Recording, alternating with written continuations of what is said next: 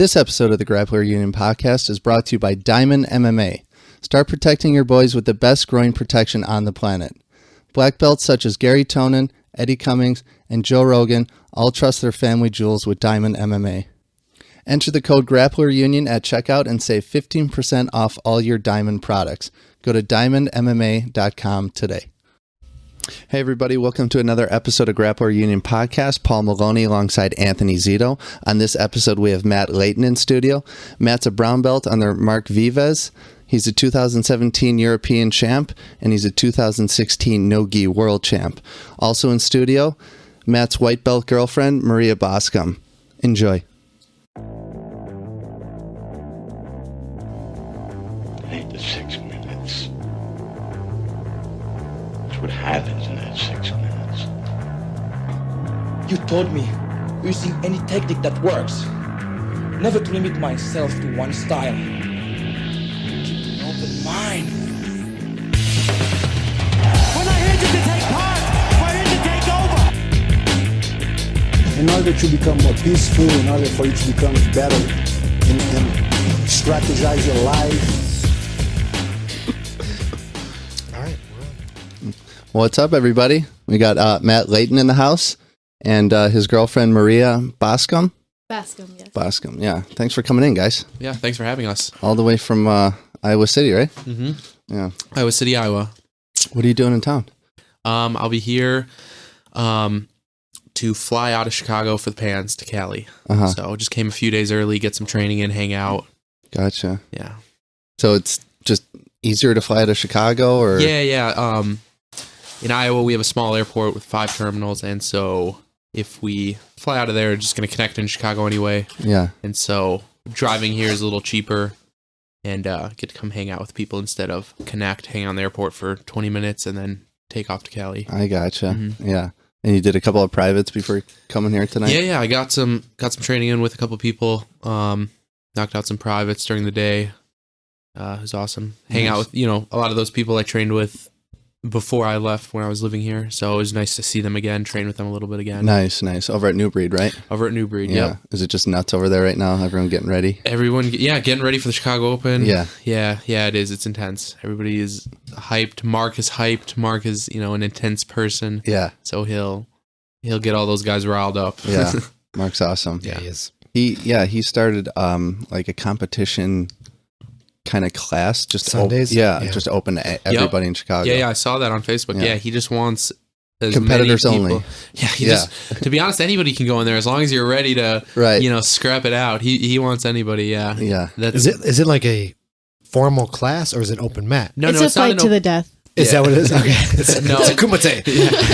It's not an open mat. It is a formal class. Okay, so it's going to be a lot of drills, functional drills for a tournament setting, comp drills, a lot of rolling rounds. There's going to be specific training where you're going to have you're going to start in specific spots, maybe bad or good spots, and you're going to have to work from there. Nice. Yeah. So like situational drilling. Situational drilling. Right. Yep. Yeah. Everybody calls it something different. I grew up on specific training, and then at New Breed, they actually call it line drilling. And I was like, line drilling? Like, we're standing in line and we're drilling something? Like, right. And then everybody you guys call it situational sparring. Yeah, everybody calls it something different. Yeah, I guess. But it's like the line on the wall where there's 4 guys in, and they're like, you're going to get on their backs, and then there's a rotating line. Yeah. Like winner stays on type shark of thing. tanking. Exactly. Yeah. Right. Yeah. Shark tanking is another word for it too, but that's when the same guy stays in no matter that's what. Usually, that's usually when the one guy's in and then maybe 5 guys jump him. Yeah. Each get a couple minutes in there to pummel him and then, get him as tired as possible. Yeah.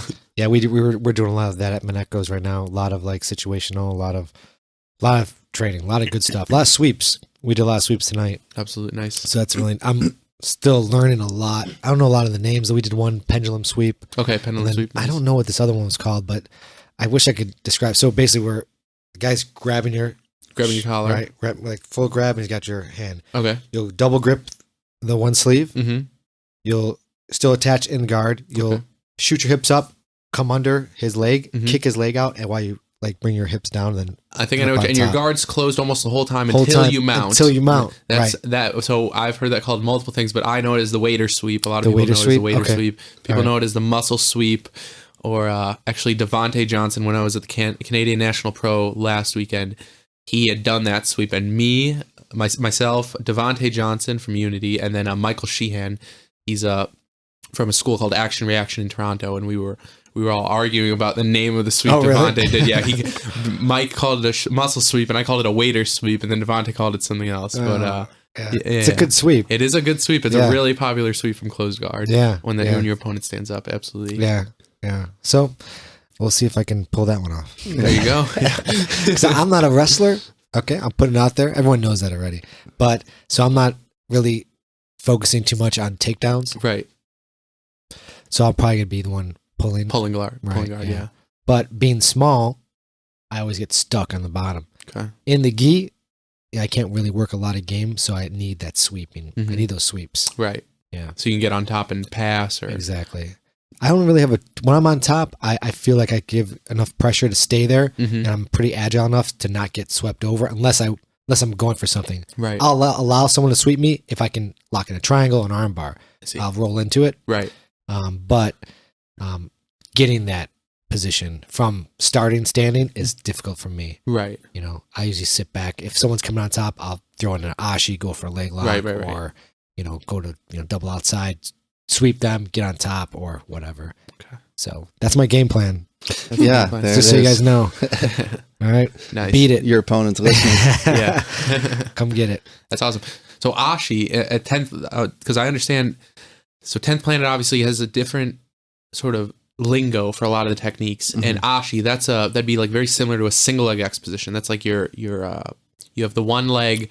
You have the one butterfly hook in between the legs, whether they're standing or sitting, and then the other leg is On the hip. through on the hip. Yes. Yeah. Right. Okay. Right. You call it single leg X? Single leg X, yeah, Okay. because you're playing X guard on the one. Right. Okay, I've always Right. been confused, and I see Donahar constantly posting. I'm a huge fan of Donahar on Instagram. I think he's gonna master Instagram, and he's gonna be the most interesting man in the jiu-jitsu community on Instagram. First of all, we were talking about him last week and about his post being so like novels But on this Instagram. is the thing about it. This is the thing about it. Those are long posts, but I find myself constantly reading the whole thing. Do you really? I I read the whole thing, skip too. out on Every the time. Donahar post That's because what- I know I'm gonna learn something. Exactly. Yeah. That's And why I it annoys me, because I read the whole thing. I have Siri read it to me. I'm just too busy. That's Like pretty Siri, just awesome. read it. Does that I want to. Siri know how to does do that, dude? Yeah, come on, bro. Where you at?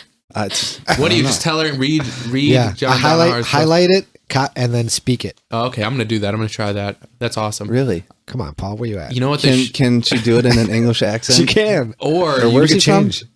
I believe It's in New Zealand or I want to say something? he's in New Zealand. Yeah. New Zealand. Yep, it's New Zealand. Yeah. But he always uses the lingo in the post, and I'm always checking. I'm like, what is he talking about? Ashi, inside Ashi, outside Ashi. I'm like, I want to like picture what he's talking about, you know. Yeah. But yeah, he's interesting. He's really interesting. He's the man. And then he calls, like 10th Planet calls it honey hole. He calls it inside Senkaku Yes. or something like Yeah, that. exactly. he uses very traditional Yeah. terminology. I He does. noticed very traditional. And then All the students do the same thing too. They all use traditional. yeah, I noticed that. It's interesting. It's really interesting. I think it's good. It confuses people though, because people are used to like these, dumbed down terms. Single leg X, that's like a dumbed down term, Right. But inside, Ashi is like obviously more traditional. Right. Yeah. It's Just interesting doing stuff like that in the gi. And now I learned, which Paul was showing me from class the other night, instead of doing ashi where you keep your knee and your foot inside, okay. you kind of like post it on their So instead of having that butterfly hook on the inside, you post it on their thigh or their the other thigh. leg. So and then they kicking can't- that out. Oh, I and see. then, obviously still having the hook on the hip Mhm. and then going and grabbing the lapel for the straight ankle lock. Oh, okay. It's a pretty strong move. Right. I was able to use it in a roll. Worked really well. Like the most obvious escape from Ashi is just push the foot to Push the the mat foot and off, then yeah. butt scoot Butt over, scoot right? over, right. But you can't really scoot over if you're kind of Constantly Pushing being on pushed that away far that leg, other way. right. I see, yeah. But I Mhm. noticed a lot of gi players, they're in which I'm not there yet, but people I roll with, their hips are really they're really good at just sitting down into it, like sitting that pressure down into the mat, like their hips hit the mat, Right, they're they really sink low, into they the sink mat, into yeah, the mat, and you can't. It's hard You to think sweep. that comes like, from- sweeping pierhi? It's I can't do it. Yeah, It's well, so he's a beast, difficult. You know, I mean, it's just, I'm like trying to. He has a good wide base. He's my size. Right. He might even be lighter than I am. Yeah. And I'm like, what is this guy? It's like he's got just like bricks on his freaking feet. Yeah. And I just can't sweep You him. think that comes from like the 3-second hold from like the IBJJF rules? You know what it like is? I was gonna say the reason why I think that is, especially with good competitors, and obviously PAE is a very good competitor. Right. You kind of learn to take advantage of that 3-second like rule, because if I'm gonna get swept, you also kind of learn to take advantage of the boundaries. If I'm gonna get swept, and if you were like, oh, there's 20 seconds left, if you give up these 2 points, like you're losing, and if you don't, you're winning. Right. It's like, A, you're gonna have to run me out of bounds to get these 2 points, and B, it's like if you do get my butt to the mat, I'm popping right back up, and I'm gonna do anything I can to stay, not on the bottom, even if we're Right. both up wrestling. I'm gonna not concede the position. So that mentality, because at the high, once you get to like late blue, purple, you see that's what a lot of the guys, they win on that grit. They just refuse to concede the top position. At the end of a match. Yeah.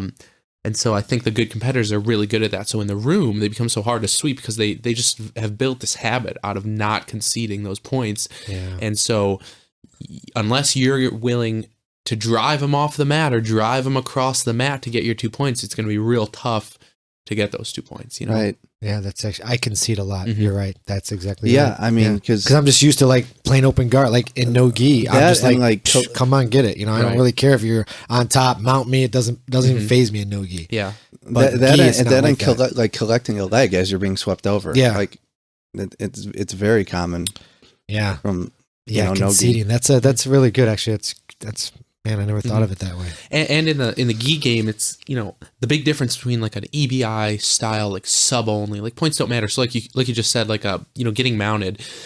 And I've noticed this with the DDS, the Donar Death Squad, is the mount it's like almost a disadvantageous position in like a no gi sub only match, because you're not going to receive any points, so you're not getting some sort of advantage, Right. on the scoreboard, and you're putting yourself in prime position for them to throw that top leg over and go to that ashi or single leg position. Every Right. time they do it. And it's just disadvantageous to go there. So why even go there?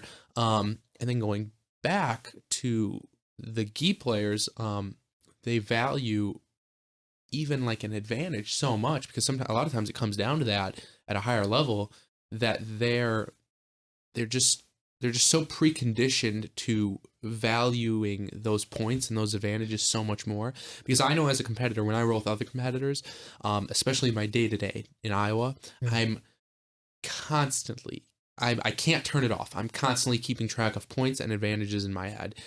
And the only way... Oh, we didn't tell you to turn your phone off when you came in. Sorry about that. The only way that like goes away is if I'm like flow rolling with somebody, Right. Or like just like messing around, and then it's kind of like it doesn't happen. But if I'm having a real roll, like an intense roll, that like point counter is always on, the advantage counter is always on, even if I don't care that much or I'm not getting ready for something, I'm still like, it's definitely okay. It's like 5-2, like it's just automatic. Really? And so even you're even counting the advantages. most of the time, advantages are so subjective though. So Okay. it's very like, and you have to like, I understand that as a competitor, that like I'm not going to be extremely effective at like counting the advantages, because a ref is going to view what's an advantage and what's not Right. differently than I am as the person rolling.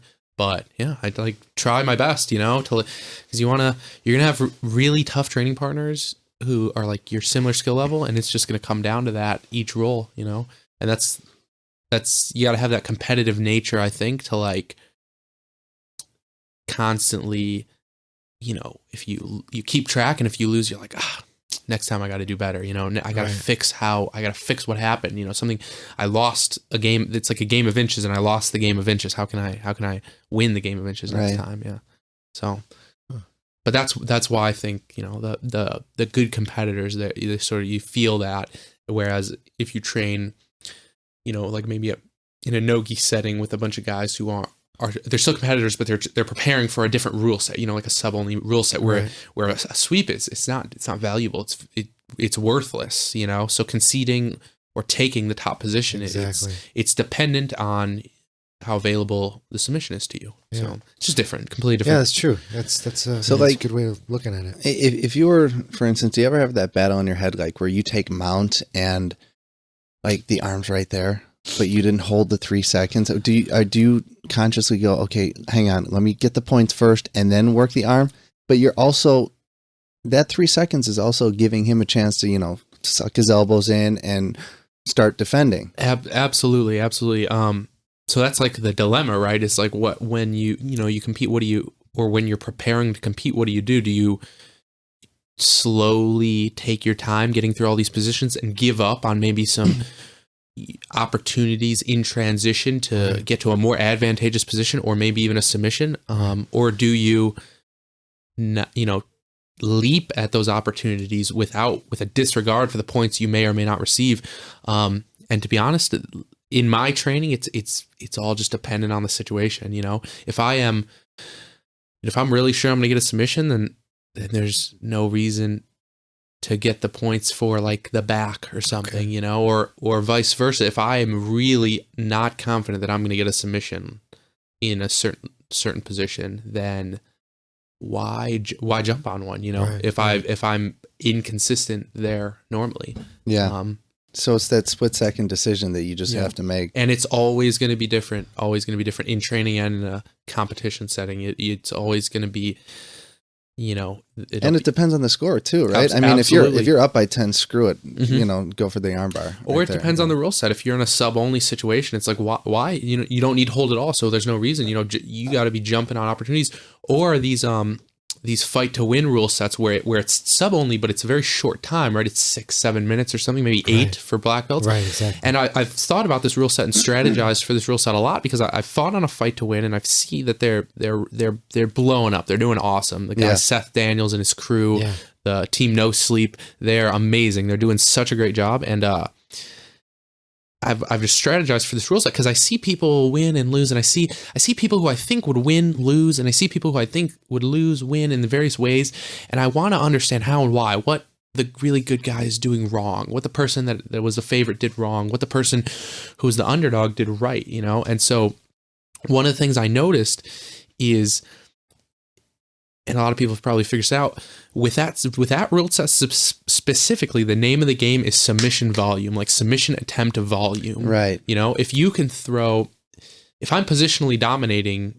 you, and we're in this 6-minute time frame, I could score the equivalent of 50 points, but if in the last 10 seconds you jump on a better than good footlock, I believe in the fight to win rule set, and this is how it should be. I should lose, because the point of the point of that rule set is to create action, a very specific type of action. Yeah, finishes. They want to culminate submissions. And so, that'd be an example of because you not only need to get the submission, there's no points, but you need to throw submissions in volume. If I was going to fight in that setting, maybe no-gi again, I would probably constantly concede good positions for submissions, and even concede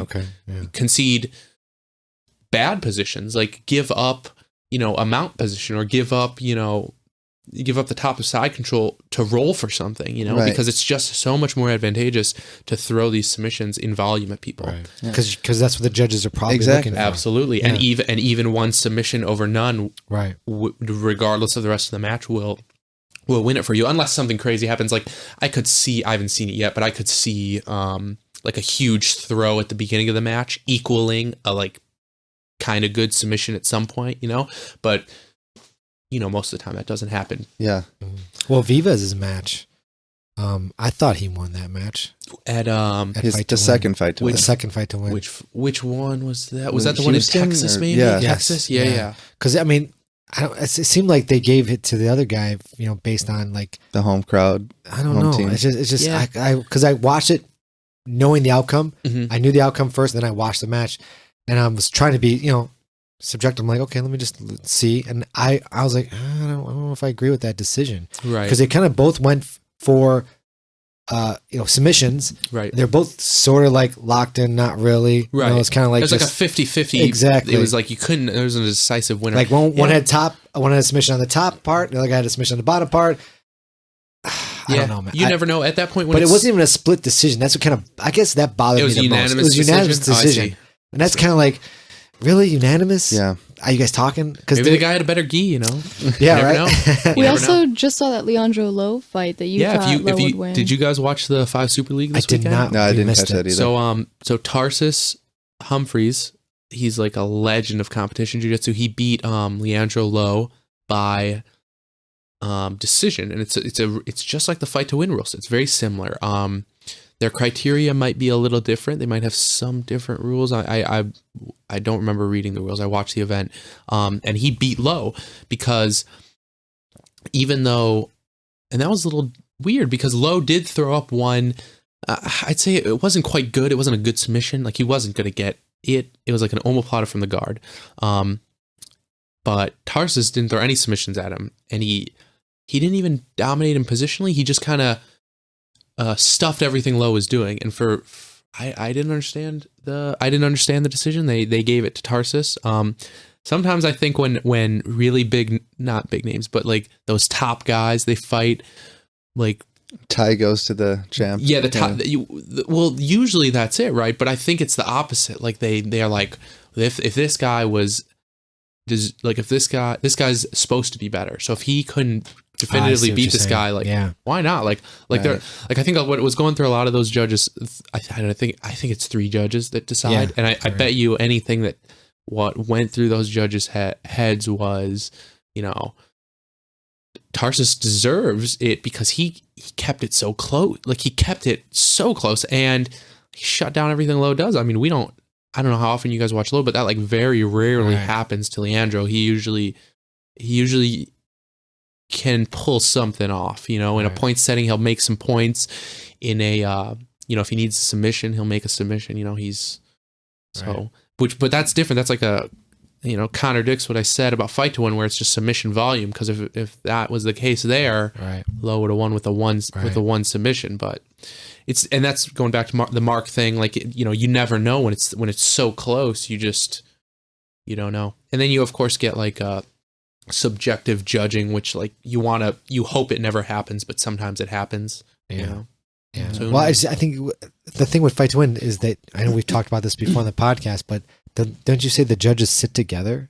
Like, aren't they sitting instead of being like each corner? Yeah, at least at the Chicago event, They did. they that? did because it was pointed out to me by a teammate, and they're like, "Why are the judges all sitting in the one corner?" Like Yeah, I didn't get for that either. just like they should all have different views, Yeah. and be like they shouldn't be allowed to talk to No, each other. absolutely not. Right. So Interesting. Yeah, I think they're still perfecting They are. these events, these fight to wins, and these 5 super everyone leagues. seems to be down with it though, Yeah, because Absolutely. even because grappling games is doing a similar fight to win style. Yeah, I think they see that it's not. I don't know how. I don't really know Like- how profitable it is or isn't. sub only guys are down with it because it's Sub it's no points, and points guys are kind of down with it too because they're like, well, we don't like EBI overtime rules because nobody would ever get my back anyway. Right. You know what I Right, mean? right, So they're right. like, they let it go to the judge's decision, but I haven't heard any complaint about their rule set. Yeah, I don't. Right. I think, Everyone I think seems to their be down rule with set's it. good. Yeah. I like that rule set. I like that. Well, grappling games, they had the judges sit each corner on the mat, not even off the mat. They were just in the corners, like kind of like IBJJF, right? You have Right. the judges like right in the corners. Then you have the center. Is that how that is in IBJJF? That's usually how it is. You'll get the 2 judges sitting in chairs on Chairs, opposite ends of the mat, exactly. and then you get the middle ref. Middle ref. And if they're gonna make a referee's decision, they'll all stand. Yep. They won't convene, and they'll each decide who they right. thought won. That's Yep. that's exactly how grappling games did it, which that's totally fine. Yeah, I like that. Hmm. As long as those refs aren't talking and it's not like, they're not like biased based on the location being in Texas or being in Yeah. California. They're from California. Let's go for the hometown crowd, Yeah. But, It's hard for them not to become influenced, though. I mean, when the hometown guy gets like an almost something and the crowd goes nuts, it might seem bigger than it is. Yeah, you know? absolutely. Yeah. And at the end of the day, you got to decide on something, right? And if we'll use Mark as an example, I don't know who Mark fought, and I didn't even watch the match, but like if it's so close, like. So, I mean, sometimes it comes down to who has the nicer gi. Like I joke about it, but it's true because refs are like, man, like refs don't want to. I've reffed before, and I actually don't like it because, eventually you're gonna make enough people upset to like, they're not gonna want to be your friend anymore when they would have. But also you're just put in these awkward positions. You have to make a decision, and you're like, I don't like. Both you guys did a great job. I don't want to. I wish one of you had somehow. Right. Dictated this match, but now I have to. And so a lot of the refs are like, they understand they're not going to have to explain themselves. So they're like, you know what? Like, I'm just going to like flip a coin. Like a lot of them probably like would, if they could flip a coin and take it off of them and put it on to fate or destiny or rock, whatever. Paper, scissors. Yeah. Rock, paper, scissors. They would, but sometimes they have to. And they, it's hard. It's hard to make a decision. Yeah, no, I agree. There was a lot of that at grappling games. For sure. It's like whoever has the smaller team there, like you give it to the guy who's got the bigger team because that's going to be less people that are exactly. Right. Yeah, exactly. There you go. And that's logical for a ref to do, Right. Absolutely. And I mean, if it's split down the middle, I would rather less people hate me. Right. Right. Exactly. Yeah. Exactly. And that's if you look at the IBJJF Worlds, right, really big tournament, you get these big teams, some of the bigger teams, they'll have whole cheering sections because they understand that kind of influence, that's, it's a game of inches, and that inch, at the end of a match when it's a ref decision, that chanting for like Alliance or Gracie Baja, that might win it for their guy. Right. I remember, not this last Worlds, maybe 2 Worlds ago, it was when Joao Miao made his debut at black belt and he fought with, Bruno Malfacine yes. in the finals of Worlds, and I remember. I hope I'm remembering right, but I remember that it was really, really close. But when the match was over, Joao was up by 1 advantage, and then Alliance was really loud, and the whole stadium was really loud because obviously it's a final, so it's the only match going on. Everybody's really watching this. But what happened was, I guess the ref has an earpiece, and there's like a bunch of refs sitting at a table reviewing what's happening because they want to make sure the right calls are being made. And I guess they overturned the advantage that Joao should have gotten. And I think if no one had been in that room, everybody would have logically been like, okay, well, Joao did enough to almost earn an advantage, like really close, and Bruno didn't. So if this is going to go from 1 advantage ahead for Joao and Joao winning to taking that advantage away and a ref's decision, I mean, Joao would win, right? Because he convinced one of these refs that he should get an advantage. But Alliance was so loud that you almost like the whole stadium was really loud chanting for Joao as well, but there's so much noise going on that like the ref couldn't even hear in his earpiece, and it was a mess. But the Alliance section was so organized throughout the match, and it was just so much influence that I think it almost like negated the fact that Joao he won the game at inches, and they ended up giving the decision to Bruno. And that was when I remember distinctly because Marilla Santana, who was coaching the Meow at the time, like walked out on the mat in his shoes, which is because he was so upset, and he's like he wants an explanation at this point because it's like you don't know why. Can you challenge? There's not an official way to challenge. I don't believe there might be, but I don't think so. It's not like wrestling where you can challenge a call. No, I don't think coaches can challenge a call. I think this is the like unofficial way that people do it. You as the athlete will just sit down on the mat, and I believe the rule. I've never seen this work, but this is like the community's. Everybody's come together in the community, and it's like the unspoken way it is.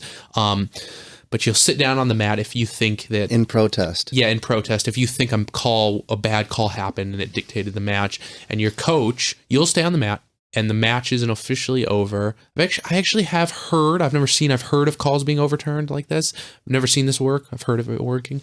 Your coach argues what they think was the right call. They'll bring a head ref over. They'll talk about it a little bit. Maybe if they had a camera or they had a recording, they'll check the recording, and if they feel like they should overturn the call, they'll bring the second athlete out who probably walked off the mat already at this point, and they'll raise the other guy's hand. Wow. I've heard about it working, never seen it work. Seen a lot of people protest for no reason, but Yeah. that's like the unofficial way to challenge call. Isn't the Chicago Open, don't they film, or all the IBJ, are they all filmed now? No, they're not all filmed. What they'll do is, I believe Flow Grappling will just pick a random open that they think is really big. Okay. I don't even know if they do. I'm not even sure if they'll do a open. I feel like they've done opens in the past, but they'll just show up and set up with their crew and record. Okay. They'll do all the majors, I believe, and then they'll do no-gi majors. They did no-gi pans and no-gi worlds. They'll do ADCC trials because they know people are going to want to watch that. Exactly. And obviously they'll do these super fight events. Right. There's probably other random stuff. Mm-hmm. So the nicer gi joke, what do you mean? Like it's like Paul. tailor cut? Like No, it's just I don't know. Like maybe it's maybe it's like One of those show your roll, like maybe, or it's just rare. brand new, fits really well. Yeah. Very clean patches. the color scheme goes well with your skin tone and Yeah, everything. yeah. Just like everything works well. Gotta coordinate. Exactly. I just broke in my very hard to submit gi tonight. VHTS. Yeah. Yeah. How was It's it? very nice. Was it? It was very good to me. It was That's awesome. very, very exclusive gi. It's just, they post when I've said this so many times on the podcast. They post their stuff on Instagram, when they have like new stuff, Right, when they're gonna make and new they're like stuff. gone, like Yeah. instantly. Well, that's you know what? And so I actually talked to a few people about this, but one person who I talked to about this a lot is Heath Pedigo. He's got a gym down in Mount Vernon, Illinois. It's called Pedigo Submission Fighting, and he's got a gang of killers there. One of them, probably the most relatively successful, or the most successful competitor out of that gym so far, has been a guy named Andrew Wiltsey. He's come to Chicago and he's done awesome here. He's killed everyone. I've trained with him.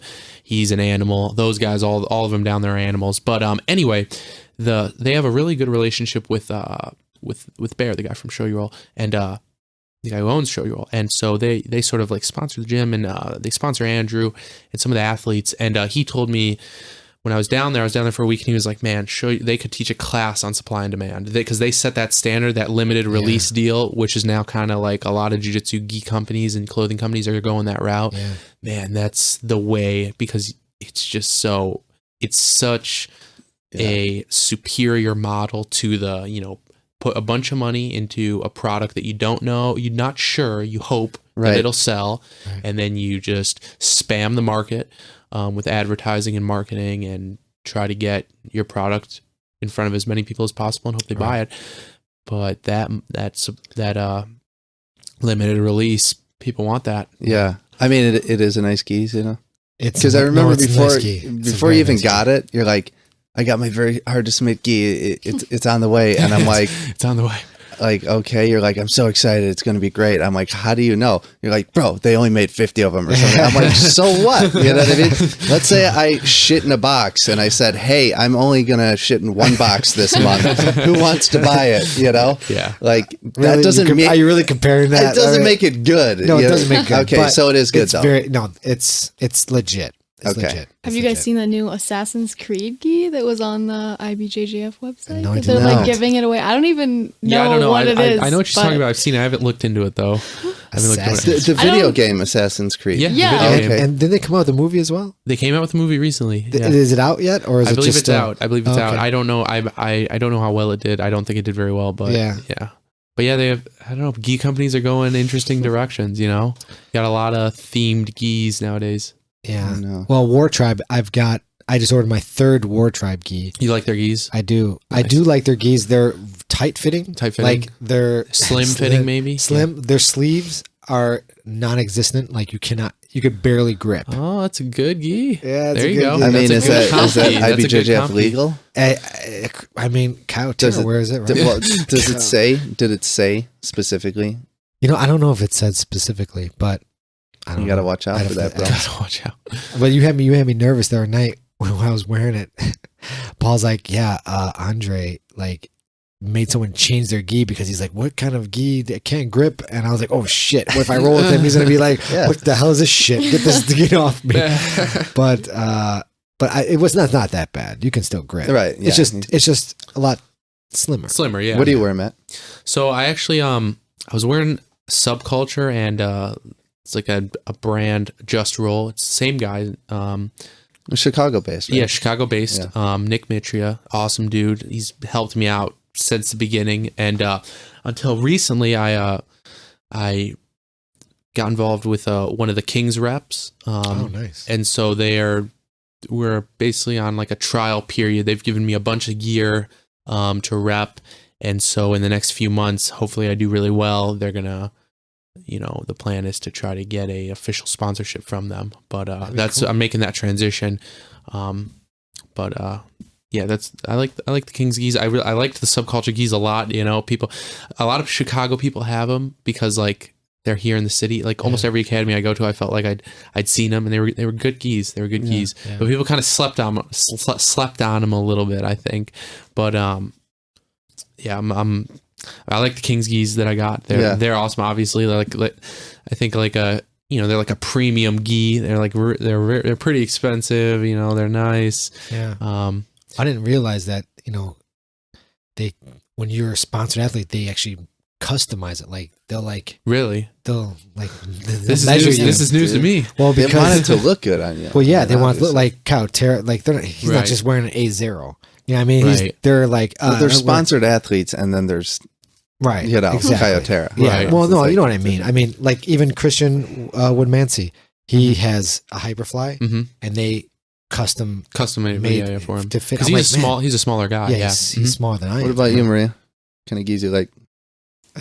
I take whatever's given to me. Good But stuff. the only one that I've bought myself is an Atama, and I really like it. So Okay. Yeah. yeah. Paul, what do you wear?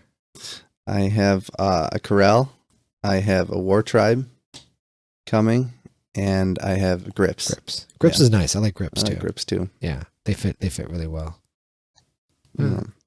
Yeah, there's so many gis out there. It's hard to choose. It's hard to know. That's why I've got like 7 of them right now. Seven I just can't gis. stop buying Yeah, them. Can't stop buying them. I got problems. Yeah. Jeez. Well, nothing's worse than at the end of the week when you got to do laundry, you have like way too much laundry and most of it's gis, Right. dirty, stinky gis, and you like, you got to be careful how you wash it, and Right. you gotta be careful what you dry and what you don't dry, Right. and all that. That's the thing. If you only have 1 or 2 gis, you got to keep washing them. Mhm. You stay on top of your shit. You've got no other choice. Yeah. You got a whole closet full of gis, then, Yeah, I don't you have get that stuck with problem. that mountain of laundry. Yeah. I don't have that problem. How many rash guards you got? A lot of rash guards. Yeah. also, Rash guards are cheaper than gis, so it's easier to impulse buy those. Yeah. Well, then I transitioned from long sleeve rash guards to short sleeve rash guards. So I had to like retire all my long sleeve. Okay. Now I'm only buying short sleeve. They're completely retired? Completely. You tossed them? I didn't toss them Uh-huh. because I don't know what to do with them. Yeah. Like, what do you do? I don't want to throw them away. So they're just in a drawer. They're in a drawer. Just in a You'll drawer. want them again at some point. I'm Maybe. sure you'll have an awakening, and Yeah, you'll. I'd be like, gosh, give me the. Need to feel the long sleeve. I just don't like. I like when I do no-gi. I just short sleeve seems so much nicer. Yeah. I'm turning a lot of people onto short sleeve. Not gonna lie. People are Yeah. like, you know what? I think you're onto something. Yeah, God, I'm onto something. Yeah, Yeah. it's my idea. Like how ridiculous. I'm like, no, for me, I like the short sleeve. I like it too. I like the way it looks. You like the way it makes my guns look good. yeah. It kind of does. Yeah. Okay. I mean, because my long sleeve ones, they kind of like it'll be like tight up here by the shoulder, but it'll be like a little loose here by the elbow, and it just doesn't look right. Well, ever since that guy in that match at Naga literally was grabbing my long sleeve, and I Long was sleeve rash guard. like, I was coming. I'm like, what are you doing? And the ref was like, you can't grab his sleeve, but he stopping me from doing the submission. Right. Right. And then we had to like he let go, and then I finally got the submission, but Mhm. I'm like, you know what? I'll rather slip off. you Yeah. know? When's the last time you done a Naga, Matt? I want to say I did a Naga maybe in 2014 or 2015. I'd been at New Breed. And I a lot of people hate on Naga that they have a good tournament for kids. Adults is obviously a little disorganized, but a lot of disorganized. There was one actually. I don't know if you guys remember, but there was one in Chicago that killed it for people, and it was kind of the beginning of the end. I think obviously it's not the end. Naga's still a thing. Yeah. It depends who you talk to. Yeah, it depends. Some people think it's a thing. Yeah, this is true.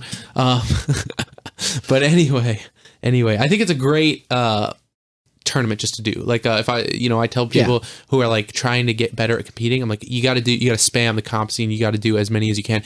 If you could compete twice every weekend, Saturday and Sunday for a year, you'll be a monster. You'll be an experienced competitor. Right. And doing a Naga is part of that. But anyway, I remember there was one Naga in Chicago a long time ago. It was around when I started, 2010.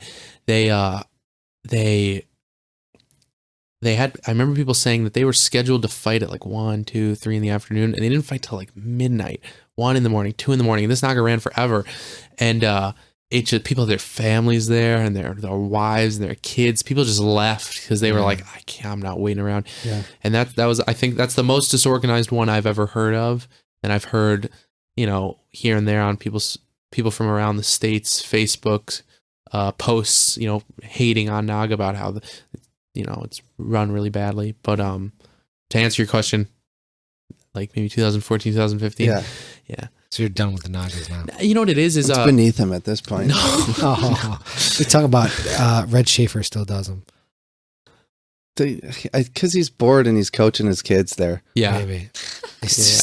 I know Red's he likes to compete at everything. So everything. It's I really want to get him on the podcast just because I want to ask him do you just go in there and just destroy these guys? Do you feel a little bit bad you're doing this to them? He hit a twister on some guy at New Breed 3 weeks ago, just in the finals. Yeah, it was a little total joke. Weeks ago. Mm-hmm. Was it? Yeah, it was a while ago.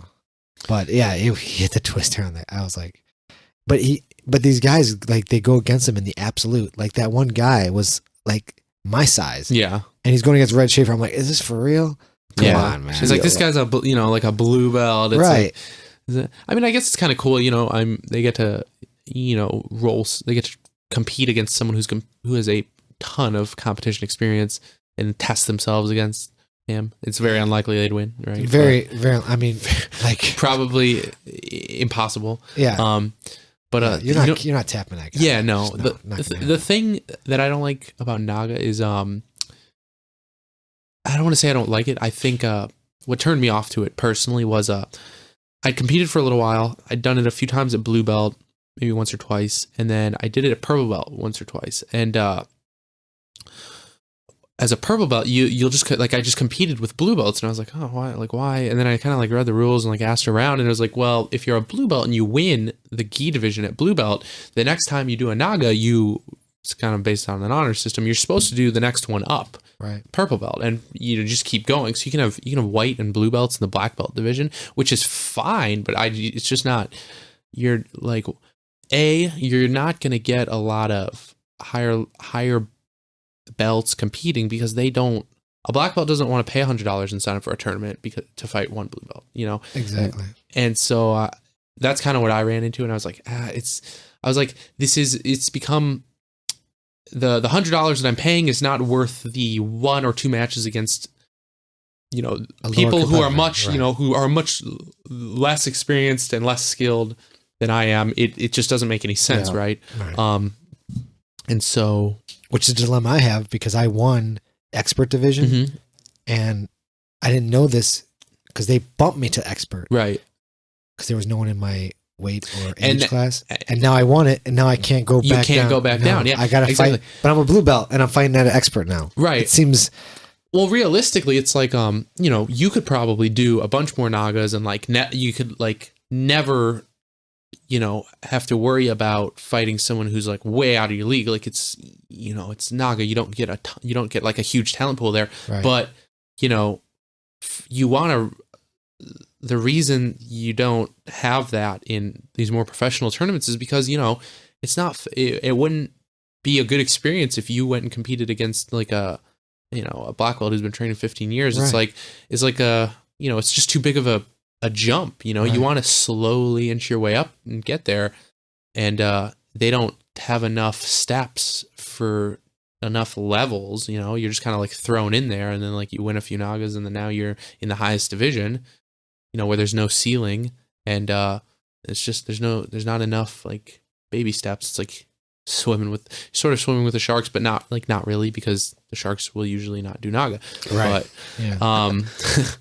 But it's actually pretty funny. I had a bunch of naga belts, obviously, from like winning these divisions, and I actually found out that people will buy these belts on eBay, and I sold all my belts on eBay. No, you did not. I did. I sold them for about 110, 120 each. Yep.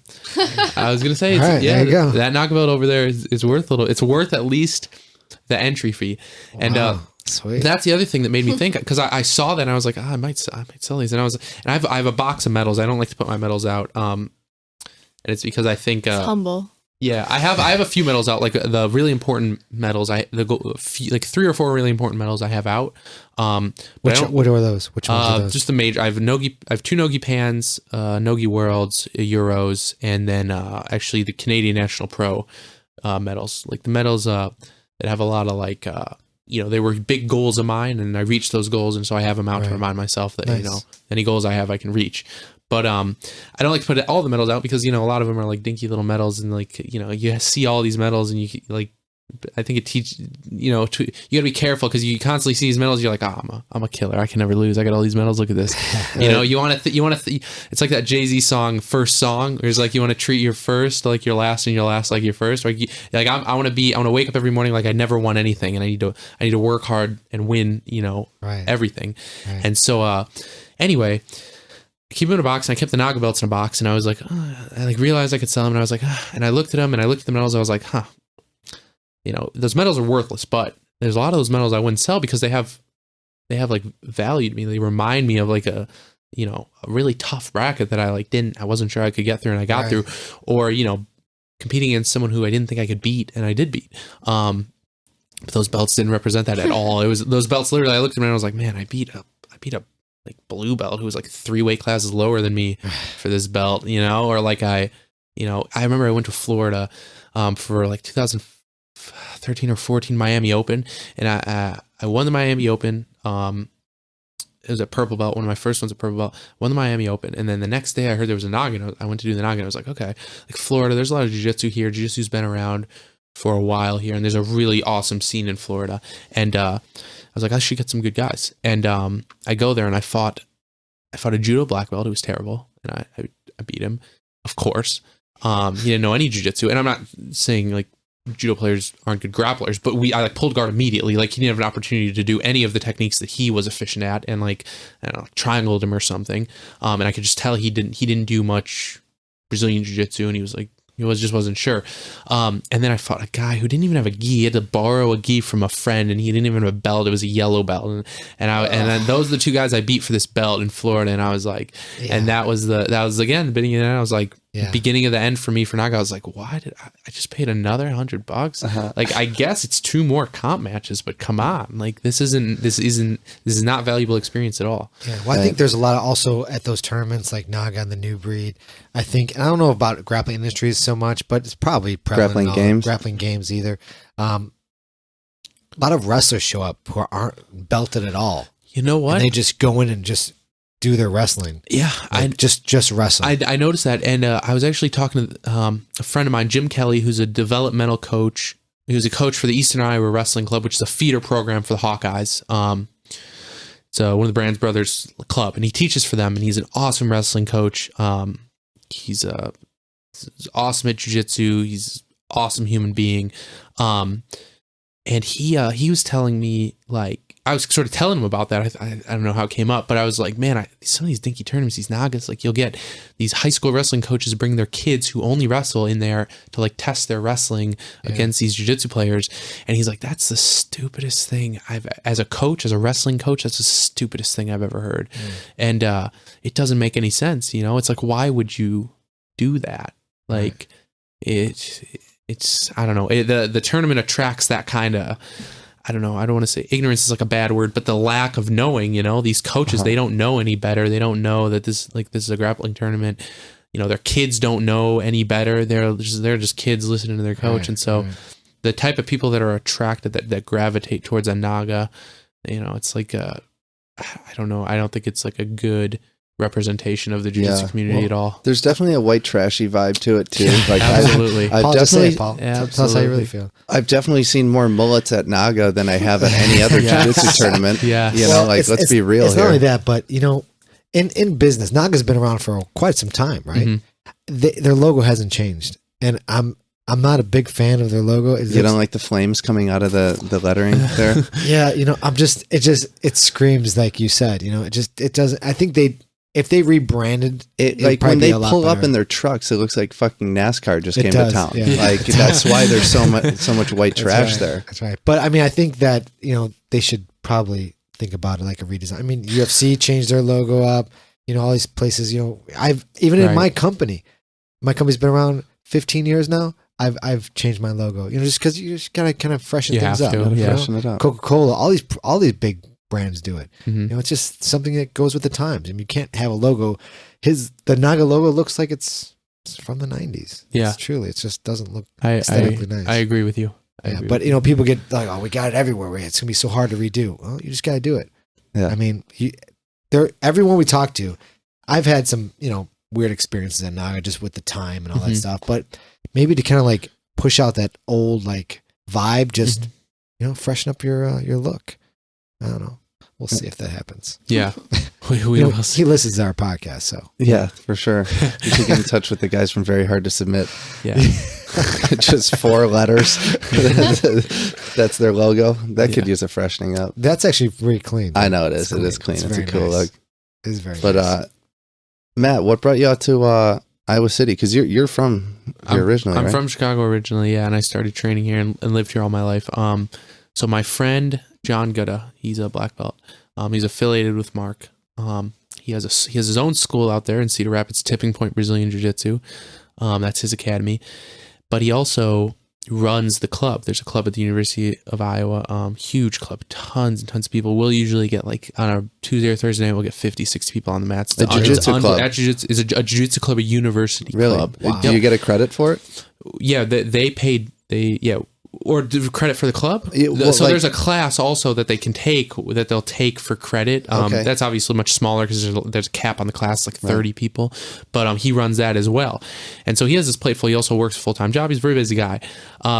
So he invited me out. He was like, I'd love to have you out as not only a training partner, but also to like, help me teach a little bit here and there. And it sounded like a great idea to me. So I just kind of went ahead and did it. I moved in August. And so, I started teaching day classes at his academy and occasionally teaching randomly on a night here and there, teaching the beginners at the club because there's so many people we have to divide it. We'll usually do like a beginners group and then a more advanced group. Yeah. Because we have a lot of mat space.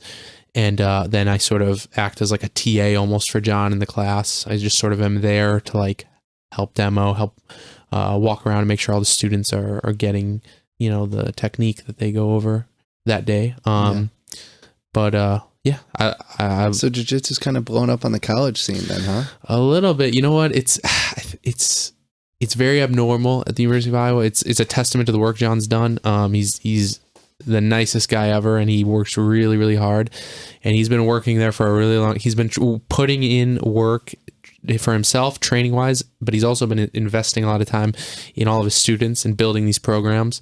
It's an anomaly. It's not normal. I've like heard and seen and investigated other jiu-jitsu clubs all over, the US, and they're usually a group of 5 to 10, maybe 15 people. A couple of them have some grappling experience, but it's Do you think in the future it can get to be like where it's like university versus university in like some type of jiu-jitsu competition? So I don't know. I Why think Because rugby teams are clubs normally. They are They're clubs, not right? Yeah. like I think it has the potential to, absolutely. I think I've seen firsthand the kind of effort John puts forth, and I've seen the returns at the club, and it's a lot of work, man. It's people got to be as an instructor, you have to be prepared to pay the price, to have a program like that, and it's expensive. It's a lot, it's a lot of time. One thing John talks about is he's like, man, the club's awesome. You get these young people come in, they're like, they don't have any huge commitment in their life yet. They're all in on jiu-jitsu, and then you invest a bunch of time in them, and then they leave you, they move to another city for a job. And I haven't experienced that yet. I've only been there for 8 months, but true. And it's a lot of things like, there's a lot of things like that are going to come with that as opposed to an academy. Academy is very different than a club. He doesn't belt people there then, does he? Yeah, he'll belt people. There's there are people he started at the club, John did. Okay. And he started, and it was just mostly what I think the way he tells the stories is mostly white belts, maybe 1 or 2 blue belts teaching. And then, he got obsessed with jiu-jitsu and, got his blue belt, I believe. And, at that point was the best guy in the room. He was kind of, the biggest fish in the little pond. And, so he started teaching, and then he kind of grew it from there. They had an affiliate, and they switched an affiliate, and, I don't know the exact details, but he sort of came into power as the instructor there, and he invested a lot of time. He was a college kid with no commitments at that point, I believe. So he had a lot of time to give to jiu-jitsu. How'd you get into jiu-jitsu? So I started jiu-jitsu when I was in high school. I had played soccer, and I had boxed a bunch, and at this point, when I started jiu-jitsu, Where'd you go to high school? I went to Mount Carmel High School on the south side of the. You didn't wrestle at Carmel? No, I didn't. Come I on, wish man. I did. I don't think I could have, man. They had a really good program when I was there. Yeah, Carmel's tough. Yeah, man. They're always tough. And so that's where I went to school, and I actually had 2 friends, Steve and Trevor, who I'm still friends with to this day. And they are one of them's a purple belt, and one of them's a blue belt, and they've kind of toned back their training, to say the least. But they will occasionally don a gi still. But anyway, they were my best friends in high school, and my friend Steve had started first, and he kind of went behind Trevor's and mine back. I don't know, not really behind our back, but he had started it as his own thing. He didn't, he wasn't like, hey guys, start this with me. He was just kind of by himself doing it. And then Trevor figured out he was doing it, and he was like, oh, this is awesome. We were big fans of the UFC. He wanted to be the only badass in your That's crew. What I'm saying. Right, that's yeah. what I think. Damn, that's what dude. it was, and it backfired on him miserably at this point. and so Trevor started, and then now obviously they're running off, 2 hours every night to go train downtown. And I was like, oh man, I gotta, not much time went by before I was like, I gotta figure out what this is and do, my best, like my friends are going to do this. Why wouldn't I go do this? So I went and I did it, and took a trial class, and signed up, and right away you loved it. Right away. Yeah, right away loved it. I trained for probably about a year and a half in high school, and then I graduated high school, and I was just like, man, I don't think I want to do anything else. I want to do jiu-jitsu. And so I moved into the academy and just started being a jiu-jitsu bum, and and just training as much as I could. Rat. Yeah, a mat rat. Yep, exactly. And Matt Rat Matt.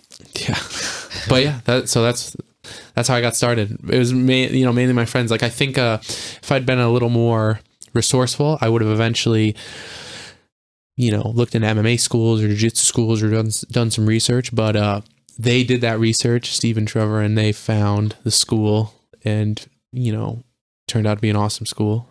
Steve and Trevor created a monster. Yeah, Huh? Yeah, right. Steve and Trevor, they're responsible for a lot of my success. They're not training anymore? No, they are. So one friend Trevor, he's in school in Switzerland right now. He studies. He's in a business program, and part of the program has him study in Switzerland.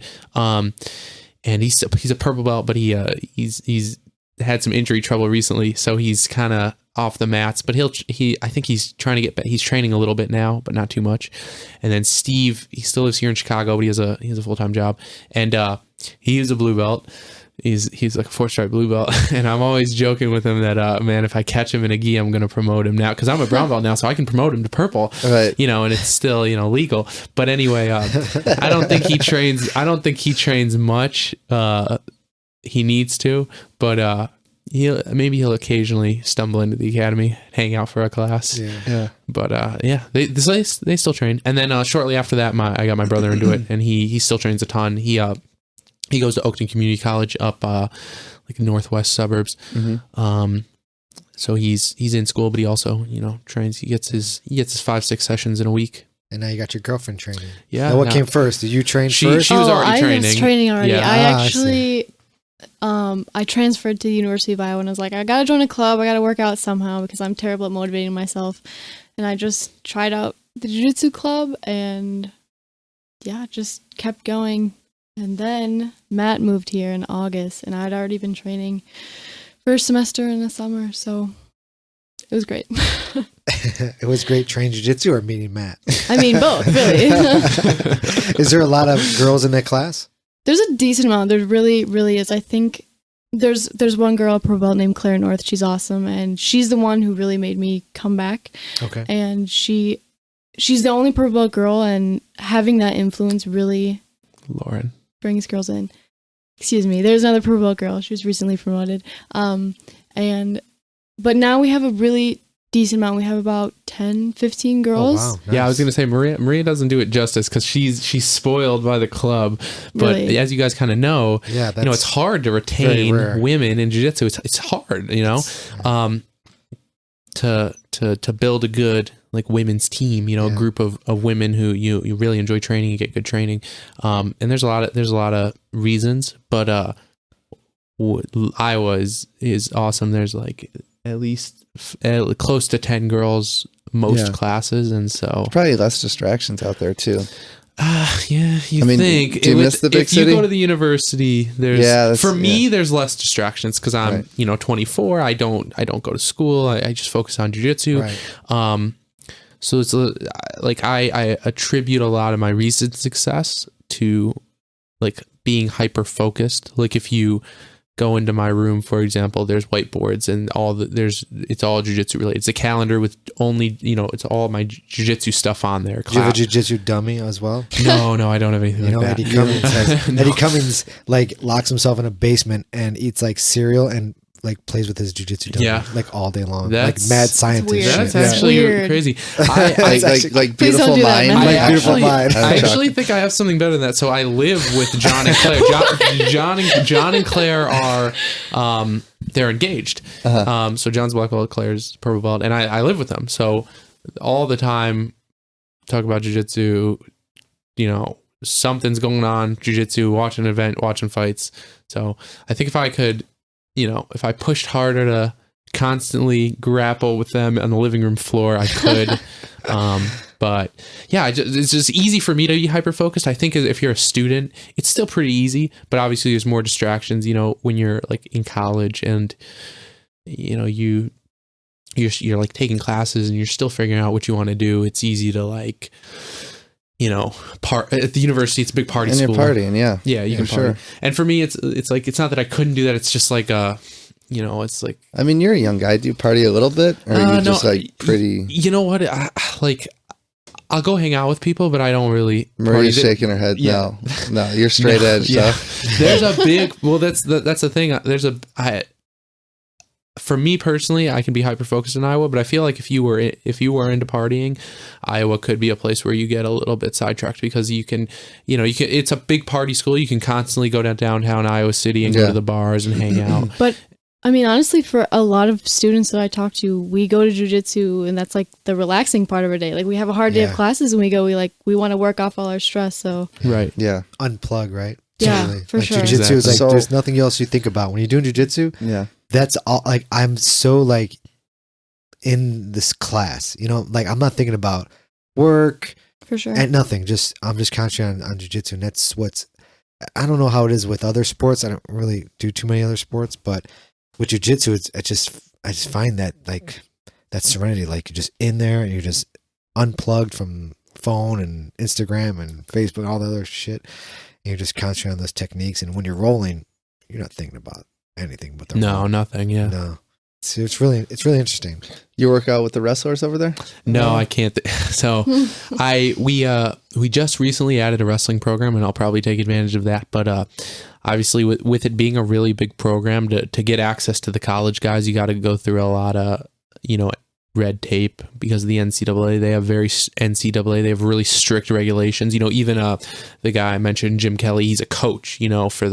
For the club, and he has to be careful when he has his wrestling shoes on and when he's on and off the mats, and it's very specific. Yeah, because Really? He's explained to me that they're very specific. They don't, and I don't know enough about the regulations to sort of elaborate. But he's just vented to me. He's like, man, there's just a lot of red tape. If someone from the administration were to come in and like certain people be on the mat wrestling, like he's like, if I was on the mat wrestling, they'd be like, oh, who's this old guy? Like he doesn't look like he's in college, and they would, Right. That's not allowed, There's, so it'd be awesome if I could wrestle with the Hawks, but unless I can somehow, You got to give one of them a private in exchange for like some.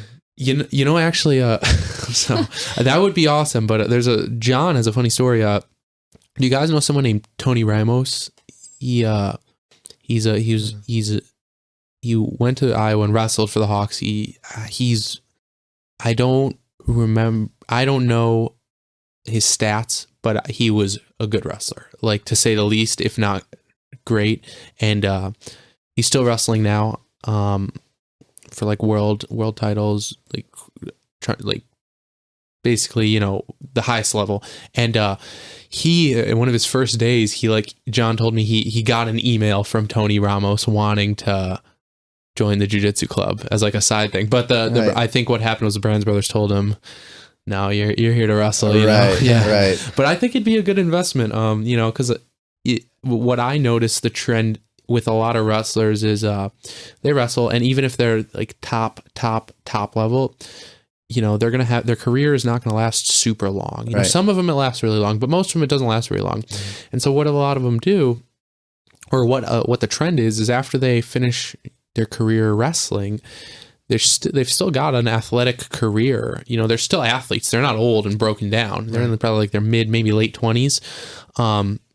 You see a lot of them turn to MMA because it's you can make good money doing it if you get to the top. And wrestling is it's a skill that will take you really far in an MMA setting, if used correctly.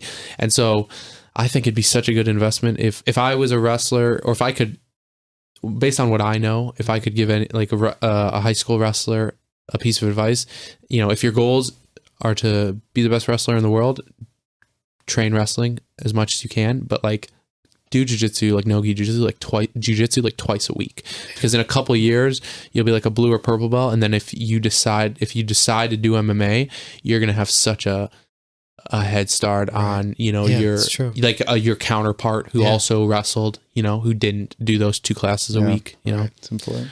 I mean, do you plan on going out for ADCC trials at some point in your career? Yeah, at some point. My plan is, obviously, this was a qualifying year. Next year, it'll be the ADCC. Gonna need that wrestling. Yeah, World Championship in Finland. So the year after, I'll probably try to prep for it to try to qualify, and that'll mean a lot of wrestling. So absolutely. Pick up on the wrestling training, pick up on the leg lock training. So what kind of camp would you put together for yourself for something like that? I mean, would you be like months out of the gi for it? Or? So I might be, John and I would probably talk about it like more specifically and come up with a plan, but I would imagine we would be months out of the gi, because you gotta outwork your competition, and that's the name of the game in the jiu-jitsu setting. That's probably every sport, but I don't play every sport, so I don't really know. Yeah. But in jiu-jitsu, in my experience, you got to outwork your competition. And so if the competition, if these guys who are going to win these trials and win these trips to Abu Dhabi and get invited to Abu Dhabi and compete, or not Abu Dhabi, ADCC, wherever the event's held anywhere in the world, you need to be putting in more work than them. And while the gi is very helpful, if I'm training in the gi, if I am getting ready for a trial, an ADCC trial, and I'm training in the gi, I'm getting better, but I'm not quite outworking my counterpart who might be only training in without the gi. Right. So I would probably take the gi off for an extended period of time, train a lot of wrestling, train a lot of leg locks, because that's a big difference between the IBJJF and ADCC or a lot of these sub-only events. You know, there's leg lock, reaping is legal, and you need to be, you know, you need to have a solution to these problems. You can't just go in and, you know, well, I'm just gonna, if I get in a heel hook, I'm just gonna roll like crazy out of it. You know, I'm gonna put Vaseline on my ankles. You know, that you need to have a real solution. And is that a real thing? Vaseline on your ankles? You know, in MMA, I've heard of it. I heard, that's crazy. and I'm pretty sure I've heard of it in a grappling setting. But wow. Really? Jeez, I never even thought that. Because then they try to get the heel hook and it slips. Of course, right? Yeah. Wow, that's right, man. Fucking cheaters. Cheaters. Yeah, dude. Damn.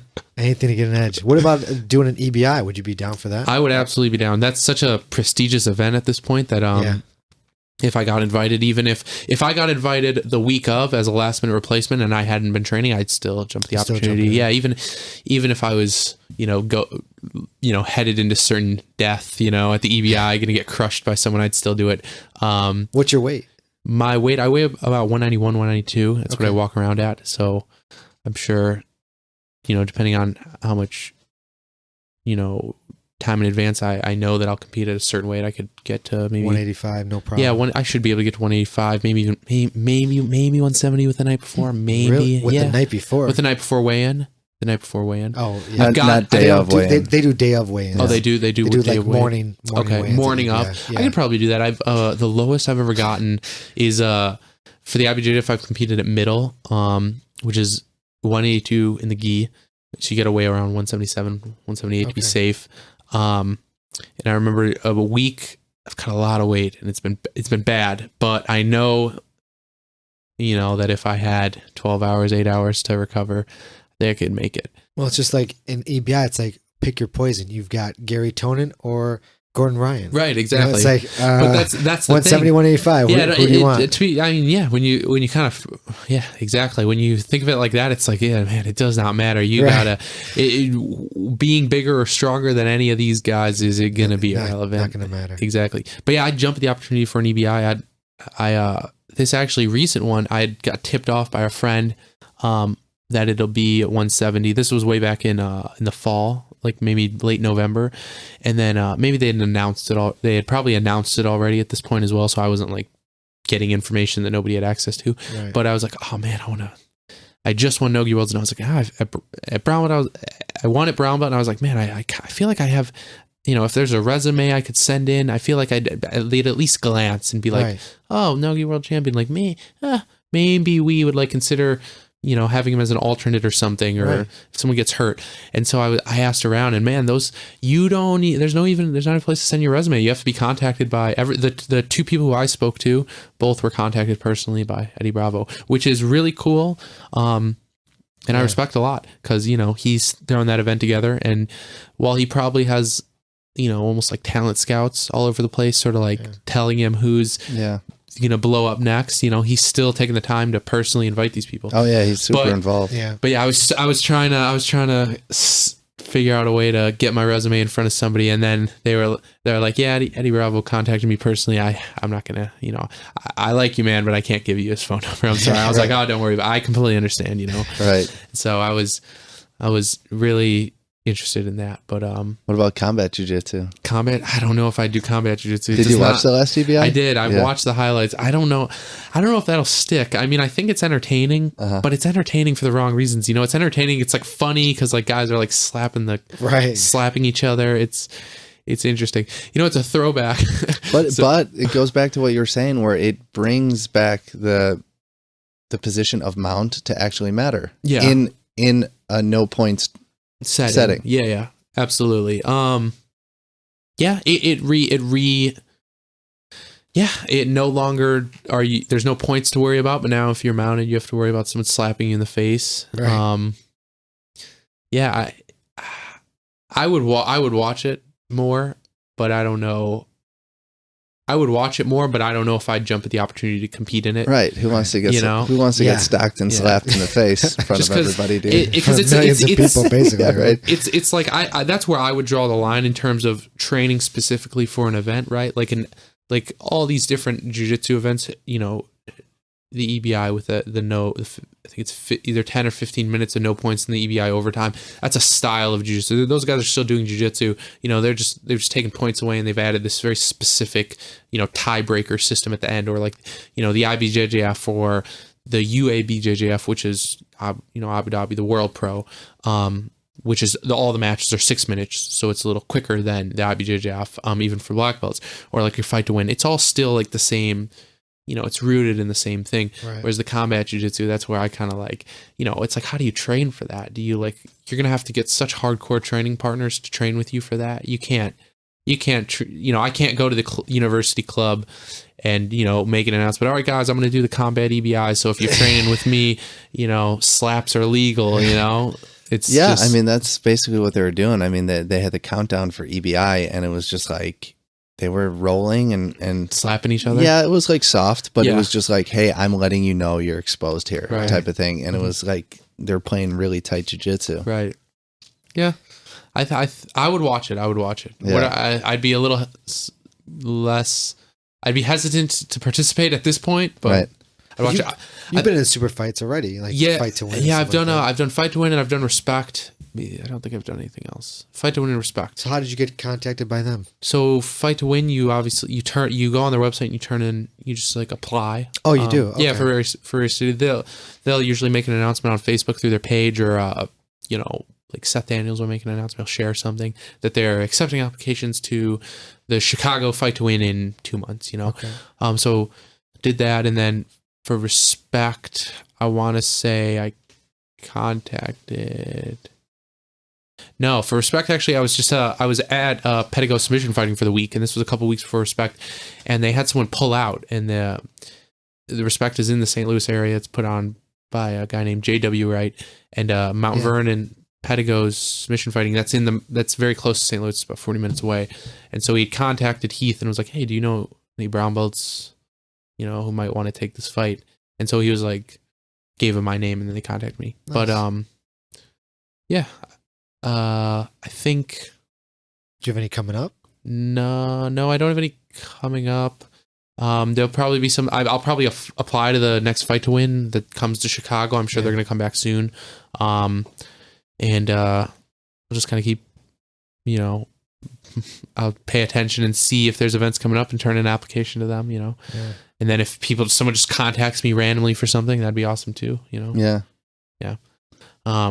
What about MMA? Any of that? MMA, come you know up what? in the future? When I moved to Iowa, I was like, you know what? This is gonna be a good opportunity to like train some MMA, but I have not been training at all, and so I want to, but I want to, you know, I want to train. I hear stories about jiu-jitsu guys. I hear good stories and bad stories of guys literally just taking fights. Like I've heard stories of guys taking fights and then just like, you know, never having struck before and like winning easily with jiu-jitsu, because obviously, you know, in MMA, you know, usually the level of jiu-jitsu is going to be, you know, it's not the same as at a jiu-jitsu school. At an MMA school, they learn like different jiu-jitsu. Right. And then I've also heard stories of jiu-jitsu guys, obviously, like you look at someone like Marcelo Garcia, did MMA and just got, I mean, he's like the GOAT of jiu-jitsu, and he just got like pummeled and only did a few fights. So, I don't know. I want to do it, but Just like a bucket list thing. yeah, it's like Yeah. a bucket list thing. I just think it's a good test, you know, and as an instructor, you want to be able to say you have the experience. For sure. I mean, you're a young guy and jiu-jitsu is your life, right? So you probably see yourself at some point having your own school Right. down the line, Yeah, right? that's so my plan. Mhm. you'd like to be able to say like, hey, I've been in the cage before. and- Absolutely, yeah. absolutely. Because, you know, I think it's about credibility and, or nowadays with like being a jiu-jitsu instructor, it's about credibility. And so you want to be credible, you know, you don't want to be teaching techniques and be, you know, Right. teaching self-defense techniques and being like, okay, this will work if your opponent's trying to punch you in the face. Well, I mean, how do you know? Are you credible? Have you ever been in a fight, you know? Whereas if you have MMA experience, that's as close to a fight as, you know, you can get without going down to a bar and actually Yeah. getting in a fight. Yeah, credibility is huge in the jiu-jitsu scene. I mean, a lot of people say, "Oh, like when we talk just with other people and friends, oh, is his jiu-jitsu real?" Like that's a thing. Like people say, like, Really? "Oh, his jiu-jitsu real? Yeah, it's legit. His jiu-jitsu's legit." Interesting. You know, it's interesting that like we gauge people like, "Oh, Yeah. is his jiu-jitsu real?" Yeah, it's real. No, it's fake. legit. He's got fake But jujitsu. you know, Fake that's a thing people say. Alternative You know, jiu-jitsu. Alternative jiu-jitsu. Fake news. I never heard anyone say, "Oh no, his jiu-jitsu shit." I never heard anyone say that yet. So I'm waiting for that one guy to be like, "Oh, Yeah. what is his jiu-jitsu? Oh, his jiu-jitsu shit." You don't want to go by him. People are too nice. People are too nice. Yeah, yeah. I don't know. I think in the Midwest we have an interesting situation because we have a lot of pretty good jiu-jitsu, but we have a little bit of random like crap jiu-jitsu, like just randomly like speckled. Like it's getting a lot better, especially here in the city. And let me actually sort of digress. In Iowa, we have a lot of crap jiu-jitsu because it's like a state in the middle of nowhere, sort of like Midwest. Like when I was in Europe, I was, spending all this time with some Brazilians. Like I was spending time with Canadians, other North Americans, and then like Europeans and Brazilians all there for the tournament, and even people in Cali and from the coast. And everybody would ask like, "Oh, where are you from? Where are you from? Where are you from?" And I'd be like, "Oh, I'm from Iowa." And everybody's like, "Iowa? Huh? Like what?" And it's funny because it's like it's just like you don't expect. Most people don't expect to hear like that there's even jiu-jitsu in Iowa at all, right. and so Right. there's the quality. Like we have a really good program, and I'm obviously biased, but there's a lot of programs in Iowa that are questionable at best. Yeah, I mean it's hard to get access to high level training when you're kind of in rural areas like Absolutely. that. So people kind of have to take it upon themselves to start training themselves Right. or pulling video off the internet or whatever. And next thing you know, Yeah. they've got 2 buddies training with them, and then 6 months later, there's like 10 guys there, and all of a sudden they're like, "Shit! Like, do I have a gym? I have an now?" academy Like, now. Right? Yeah. Yeah. It's No, I like understand. they almost Yeah. didn't want it, but now they're in it. Yeah. Absolutely, And absolutely. just for the sake of training. But yeah, they wouldn't be like credible. But Mhm. Yeah. No. That's a great point of view. That's how most of it is. But it's just it's just interesting because it's like, especially here in Chicago, big city, there's just a lot of people training now. A lot of, if you got everybody who trains in one room, it'd be, you need like McCormick Place, you have a lot of people training. And so there's thousands of people listening to you right now. oh yeah, hopefully, yeah. If not millions. And so in Iowa, it's like we sort of, I get to see, at least coming from Chicago, I get to see what it looks like, or what probably the jiu-jitsu scene in Chicago looked like 15 years ago. It's like, a lot less credible people out there teaching, a lot less, a lot of people living in fantasy land and like thinking that they are at a level that they may or may not be at, and so it's interesting. Compared to Iowa, Chicago is top, but even still, I feel like Chicago's like underrated, in jiu-jitsu. It's like coming up pretty quick. But I think a lot of people on the coasts, they don't think there's any good jiu-jitsu in Chicago. Right. But that's not the case. Clearly not the Clearly. case. Not the We have some case. good guys. Yeah, we do. I know. Matt Leighton, EBI. That'd be Gordon sweet. Ryan, watch out. That'd be sweet. That'd be Good sweet. ride. Well, you and Gordon Ryan are close in age too, right? I think he's a little bit younger than me. He's younger. Man, I never thought I'd think of this or think about this because I was always the guy who was like, people were like, "Oh man, you're so young." And even now people are still like, "Oh man, you're 24, you're still young." But I see people like Gordon Ryan, like 21, 22. I'm like, "Oh man, young, what the heck?" Like, whoa, like where did you come from? Like, jeez, like Already a black belt. yeah. I'm like, oh man, like I feel like I was ahead of the game for so long, and then now I'm like behind the game. Like, what happened? Yeah. Right. But it's weird because like I haven't like stopped. Like I've been like doing everything the same. It's just people can come up so quick. In the right circumstances, and it's just crazy. But yeah. Yeah. I mean, I don't know, how long has Gordon Ryan been training? Does anyone even know? Do you know how long he's been I training? 5 years, I think. Yeah, something like Really? that. 4 or 5 5 years. It's 4 or probably 5. you know those. I mean, he's a prodigy. you Yeah. know, like, and he's under Donner, and he's training in a room of killers, and he doesn't work, and he lives at home, and he trains jiu-jitsu all day. You know, like all the stars aligned. Yeah. Yeah, I guess you got a point. Mhm. Yeah. Take him out. Take him out, Matt. Take him out. Take out the king. I hope to. I would love to compete against Gordon Ryan. Well, you can't. At Disney, I can't fight anyone for like 10 grand or 20 Yeah, grand, Yeah, right? you got 10 G's? I don't Got have 10 10 Gs? G's to put up. I'll spot you, bro. You'll spot me. with Yeah, 10 Gs. yeah, that's cool. Nice. I would love to compete against Gordon, win, lose, or draw. He's phenomenal. So that would be such an awesome Would experience. you like to go against him in the gi though?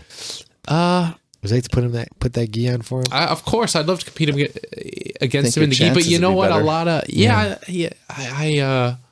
I would almost rather compete against him no-gi because you know Because you didn't really dethrone the king unless you right. beat him no-gi, right? Yeah, exactly. Well, it's those guys are they train primarily, and not even primarily. They only train no-gi. That's what they train.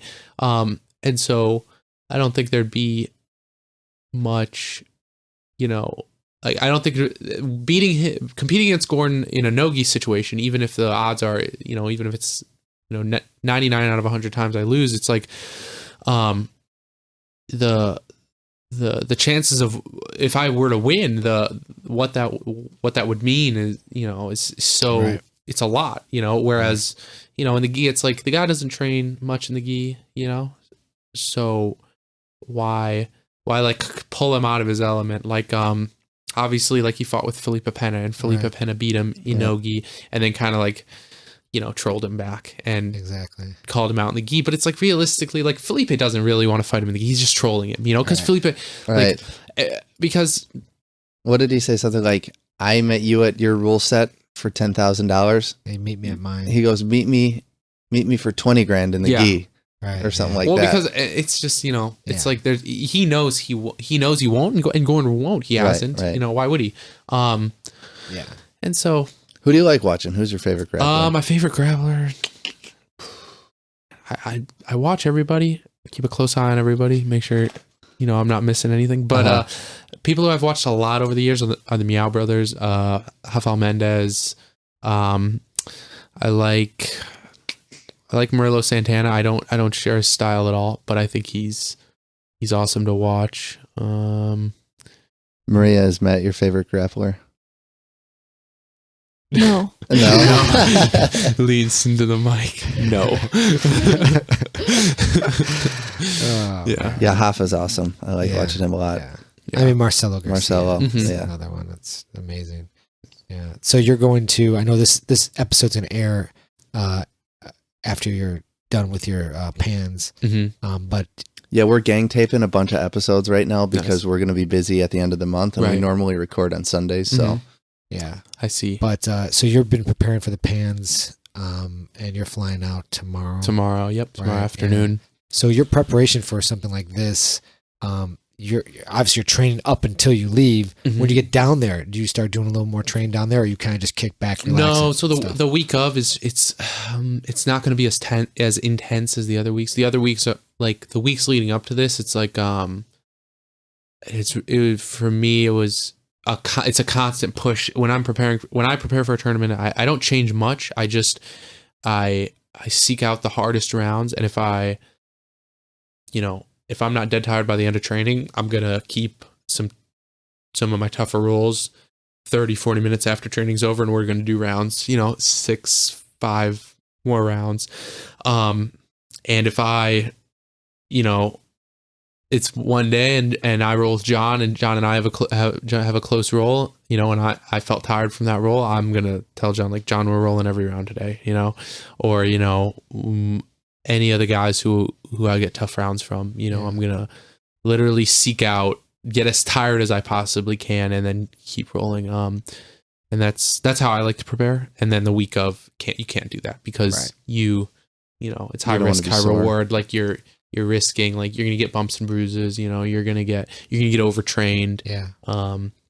So the week of I just kind of cool it down. Like this week out, when I get out to Cali, I'll probably just train pretty light, maybe 1 hour. Are you on weight? Yeah, I'm Everything's on good? weight. I'm competing at heavyweight, which is 207 in the gi, so it's a little heavier than I actually Oh, weigh. okay. So you're fine with weight. No, so I'm that good. pizza was no big deal for Yeah, you that tonight. pizza was that was good. It was probably helpful, because I Yeah. got to get up. I don't You want to be gotta light. get Yeah. up, right. In Europe, I actually fought super heavy which is 221 in the gi. Wow. And I was the same as I am now. In fact, I was even lighter because I got to Europe and the quality of food's a little bit better there. So I was eating like salad, rice, beans, and like steak every day. And the portions are smaller. Yeah, too. the portions are a little smaller. I just don't. So I was really light, and I was like 30 pounds underweight. Wow. But No, why you compete at that I competed. weight? I competed there at that weight because I looked at the divisions and I carefully watched my divisions, and I felt like that I would like I could win that division. I felt good about winning, and I was right in the end. And jiu-jitsu too, it's at the highest level, at the beginning and at the end, it's your weight's very important. But in the middle, like blue, purple, brown, it's not. If you have an opportunity to compete up in weight class, you should.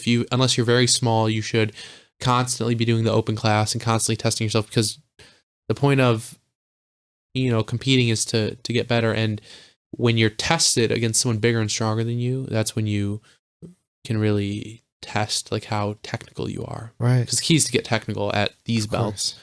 At black belt, you can do as many steroids as you want, get as strong, and only lift, and not be technical anymore. But that's because a lot of those guys, they spend so long developing such good technique. Right. And then at white belt, of course, like it's kind of the other extreme. It's like most people, you guys, none of you guys know too much, so everybody has like a few things they know, and so usually like unless there's like a ringer in a white belt division who's as good as who really should just be a blue belt, usually the most athletic and competent with the moves they know, white belt will win that division.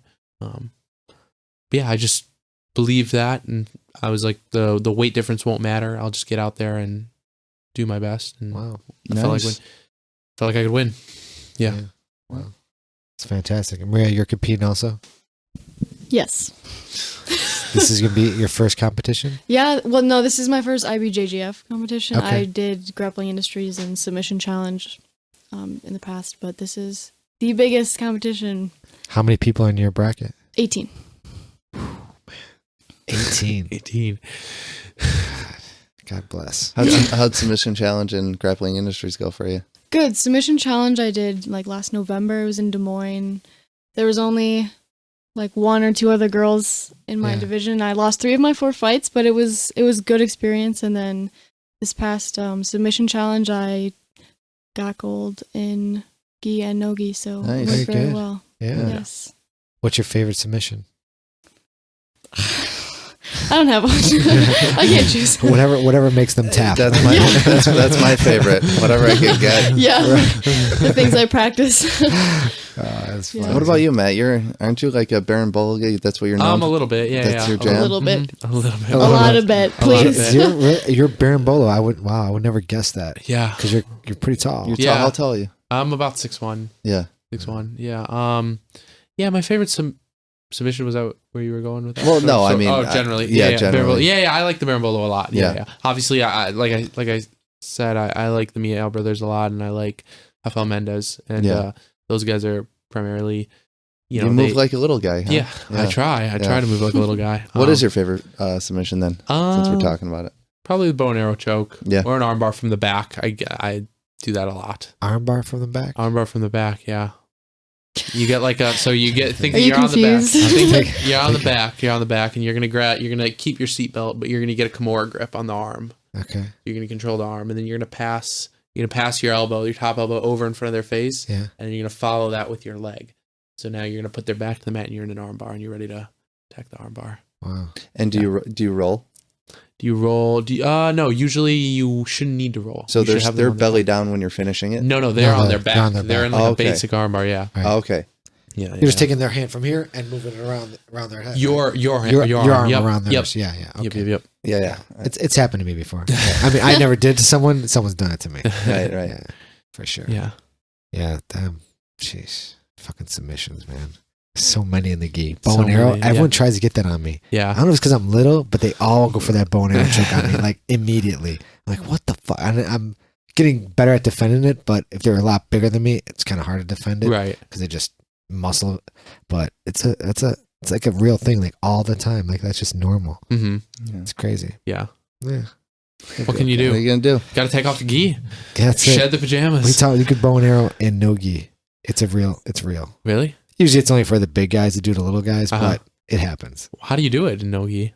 They do it. They grab the leg. Uh-huh. So you cut the leg, and then you'll have their arm like this, Oh, And so you bow and arrow. You're choking them with their own arm. basically. Wow, I didn't know that. So you're choking with their arm, and you're Right. cupping the leg, And if you do it while in rubber guard, it's the straight jacket. straight or jacket, something like that, yeah. Okay, interesting. Yeah.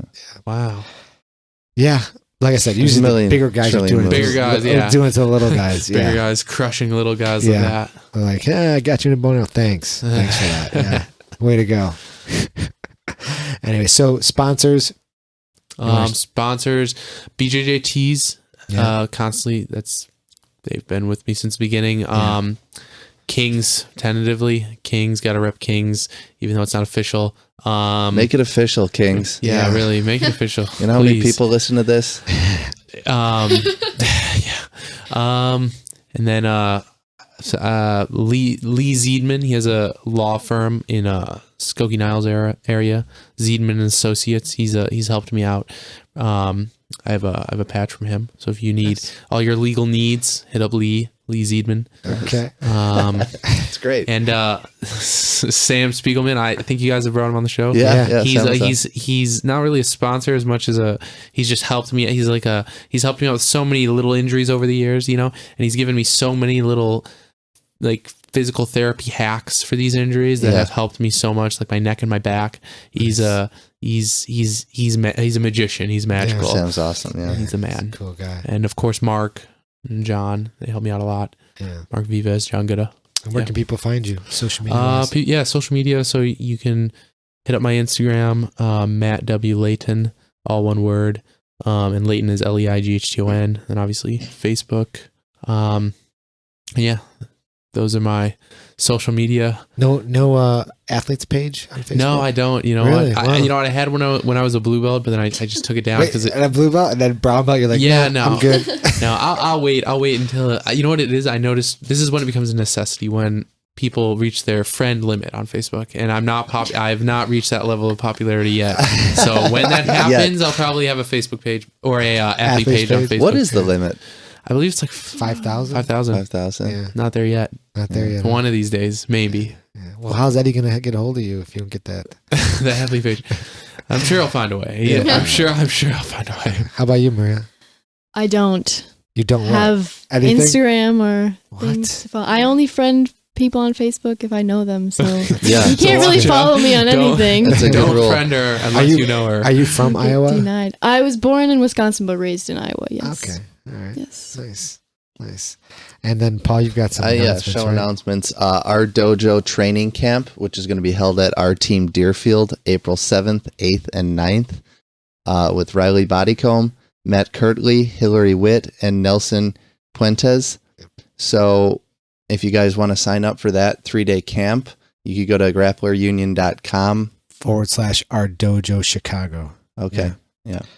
And then you can sign up from there. Yep.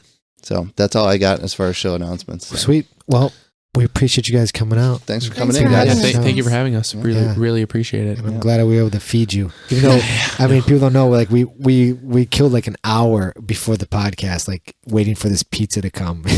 Yeah. Maria, do you want to get like a little bit of puppy talk in? Oh my god.